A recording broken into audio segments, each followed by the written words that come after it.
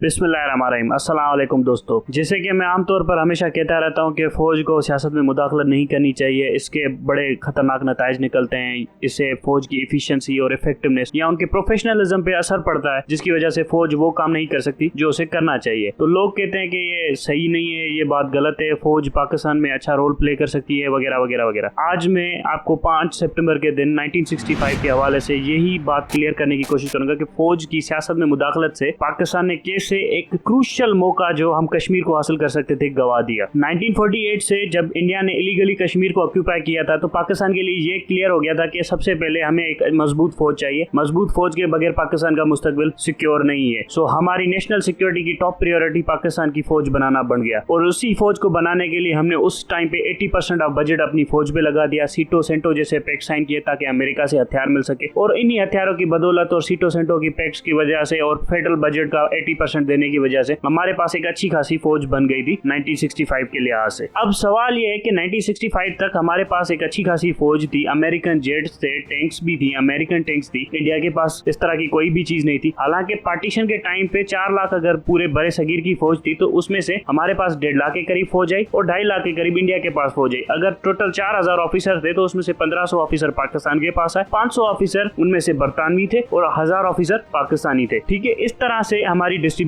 हुई। लेकिन पाकिस्तान को एक अच्छी खासी फौज भी मिली थी। ये नहीं था कि पाकिस्तान को कुछ फौज नहीं मिली थी। हाँ, हमारे मसले ये थे कि टैंक्स नहीं मिले थे, जेट्स नहीं मिले थे, एम्यूनेशन नहीं थी, एम्यूनेशन फैक्ट्रीज वगैरह नहीं थी। लेकिन सीटो सेंटो बनाने के बाद ये एम्यूनेशन, टैंक्स, डंप्स वगैरह सब कुछ हमारे पास आ चुका था। तो अब मसला क्या था कि 1965 में पाकिस्तान ये जंग जीत क्यों नहीं सका। यहाँ पर बहुत बड़े लॉजिकल आर्गुमेंट थ्रो किए जाते हैं, मतलब डिफेंस एस्टेब्लिशमेंट की तरफ से कि इंडिया इतना बड़ा साइज में था, हम कैसे लड़ सकते हैं और वॉर के लिए इल प्रिपेयर्ड थे, ऑफिसर्स नहीं थे, मेस में ये नहीं था, खाना पीना नहीं था, हमारे पास हथियार नहीं थे, ये नहीं थे। हकीकत इससे बिल्कुल मुख्तलिफ है। हमारे पास टैंक्स भी थे, हमारे पास अच्छे जहाज भी थे, हमारे पास एक अच्छी खासी फौज भी थी, हमारे पास एक अच्छे खासे ऑफिसर रैंक भी थी और उन्होंने दिफा भी किया और इंडिया को हमने बड़ा घुटनों पर लाकर खड़ा कर दिया। लेकिन हकीकत में हम हारे कहां पर? हम हारे इसमें है पॉलिटिक्स की वजह से। अब सबको पता है कि उस टाइम पे पॉलिटिक्स हो रही थी और फातिमा जिन्ना कॉम्पीट कर रही थी प्रेसिडेंट अयूब के खिलाफ और उस वक्त की तमाम तर इंटेलिजेंस एजेंसी, जैसे इस वक्त जनरल बाजवा के अंडर में 17 इंटेलिजेंस एजेंसी है जो सिर्फ ये काम कर रही है कि कैसे इमरान खान को दबाना है। उस वक्त भी जनरल अयूब के अंदर तमाम इंटेलिजेंस एजेंसी इस चीज पर काम कर रही थी कि कैसे फातिमा जिन्ना को रगड़ा लगाना है और उसे इलेक्शन में हराना है। और सारी की सारी इंटेलिजेंस एजेंसीज का ध्यान था इस तरफ और इंडिया की तरफ किसी का भी ध्यान नहीं था। यहाँ पर एक टेक्निकल पॉइंट में क्लियर करता, थोड़ी सी डाइग्रेशन करते हुए एक टेक्निकल पॉइंट क्लियर करता चलूं कि पाकिस्तान ने ये जंग की क्यों थी। हकीकत ये थी कि इंडिया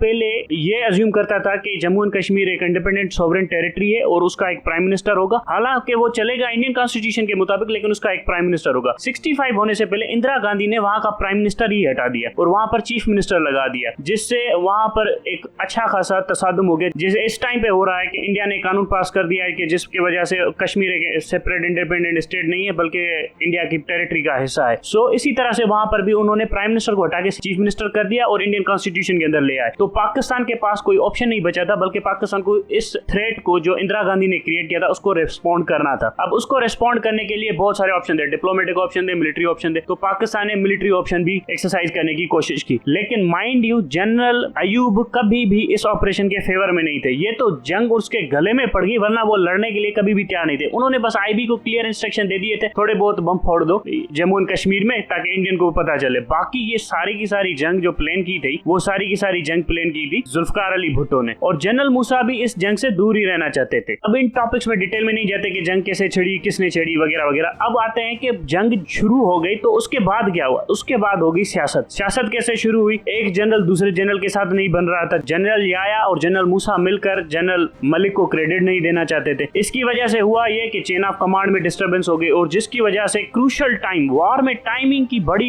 इंपॉर्टेंस होती है। क्रूशियल टाइमिंग जो अखनूर पर हमला होना था वो हमने मिस कर दिया। उसके बाद इंडिया के पास एक ही आर्मर ब्रिगेड थी, पाकिस्तान के पास 2 बन गई थी, एक और खड़ी कर दी थी हमने। फिर भी पाकिस्तान की इंटेलिजेंस एजेंसी से जब जनरल अयूब ने पूछा कि इंडिया की आर्मर ब्रिगेड कहां पर डिप्लॉयड है, अगर हम उसको क्रिटिकली नॉकआउट कर दे तो हमारे पास एक अच्छी खासी ताकत हो जाती। जैसे ही हम उस इंडियन आर्मर ब्रिगेड को नॉकआउट करते तो इंडिया की मोरालिटी पे, इंडिया के मोरल पे एक अच्छा खासा डैमेज पड़ता, उनके ट्रूप्स का मोरल डाउन हो जाता और इंडिया घुटनों पर आ सकता था और हम कश्मीर ले भी सकते थे। अब जब आईएसआई से यह सवाल पूछा गया तो आईएसआई ने जवाब पता है क्या दिया? उन्होंने कहा कि हम तो इलेक्शन की ड्यूटियों पे थे, हम तो सारा दिन फातिमा जिन्ना को हराने के लिए लगे हुए थे, हमें तो पता ही नहीं इंडियन की आर्मर ब्रिगेड कहां पर है। और यही वो आर्मर ब्रिगेड है जिसने सियालकोट पर हमला कर दिया था। सो जब सारे फौजी लग जाएंगे सियासी ड्यूटियों पे तो फिर यही होगा जंग के अंदर। ये वो टिपिकल नॉकआउट्स थे जो हम इंडिया को उस टाइम पे दे सकते थे, और इंडियन मिलिट्री एस्टेब्लिशमेंट और इंडियन जनरल इस बात पर 100% एग्री हैं कि 1965 में पाकिस्तान ने उनको ठोक दिया था और उनको ठीक ठाक ठोक दिया था और कश्मीर हम पूरा का पूरा ले सकते थे। लेकिन फिर भी पाकिस्तान की पॉलिटिक्स, पाकिस्तान के ये जो